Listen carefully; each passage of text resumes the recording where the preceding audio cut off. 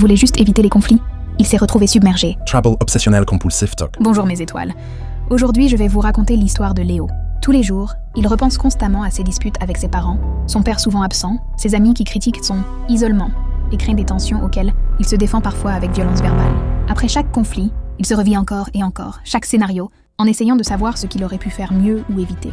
Léo se reproche tout, encore et encore, comme si sa vie ne dépendait que de ces instants.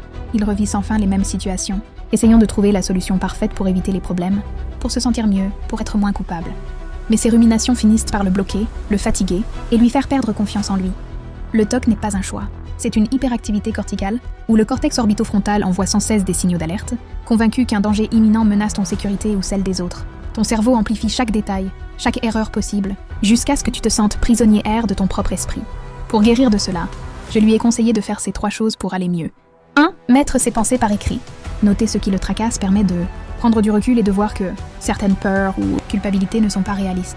2. Pratiquer l'exposition progressive. Affronter petit à petit les situations qui déclenchent les ruminations, sans chercher à contrôler ou corriger tout à tout prix. 3. Chercher du soutien. Parler à un proche de confiance ou à un professionnel permet de partager ce poids et d'apprendre des stratégies concrètes pour s'en libérer. Si vous aimez ce contenu, likez, abonnez-vous et envoyez-moi votre histoire, ça peut aider quelqu'un. On se revoit bientôt mes étoiles. Mais d'ici là, tâchez de briller de votre mieux, même quand personne ne regarde.